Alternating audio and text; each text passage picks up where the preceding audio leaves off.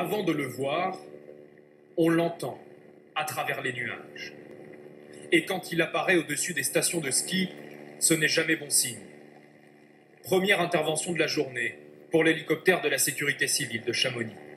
On le voit, hein. Oui, je le vois.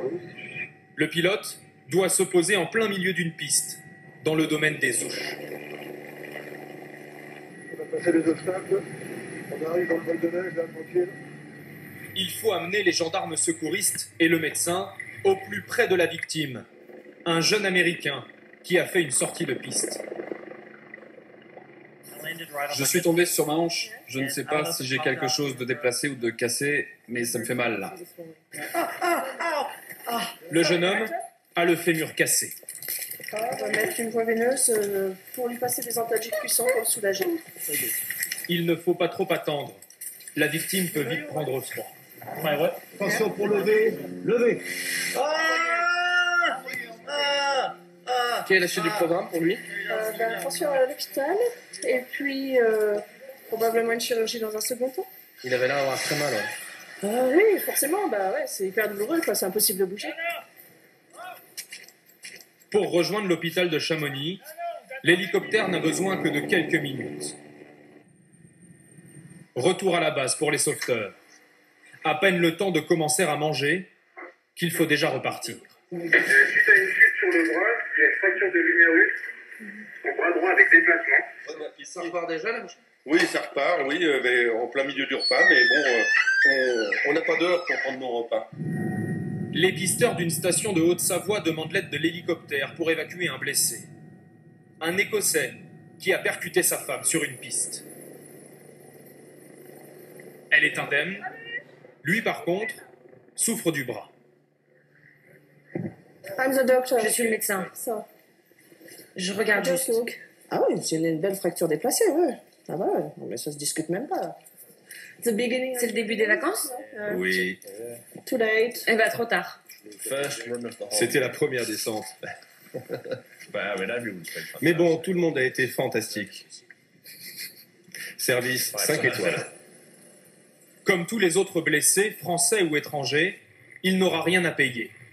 Le secours en montagne est entièrement pris en charge par l'État, même lorsque les vacanciers commettent des imprudences.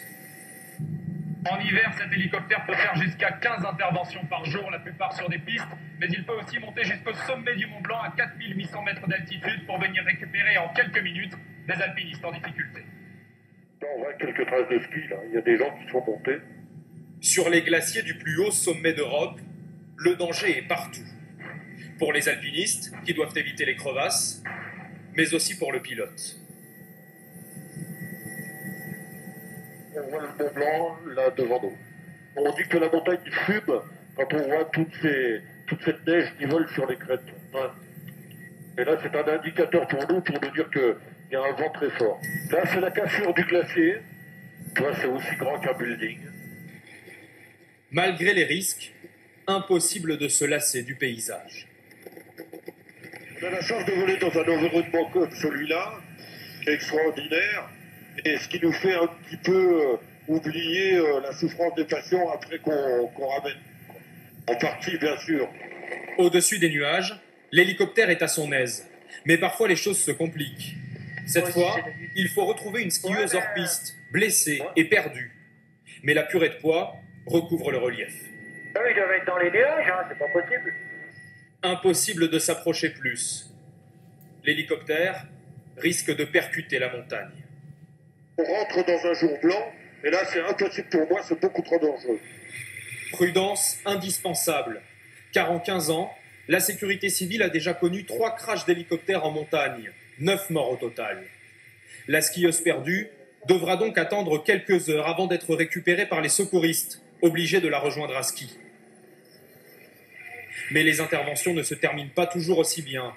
En Haute-Savoie, environ 60 personnes perdent la vie en montagne chaque année.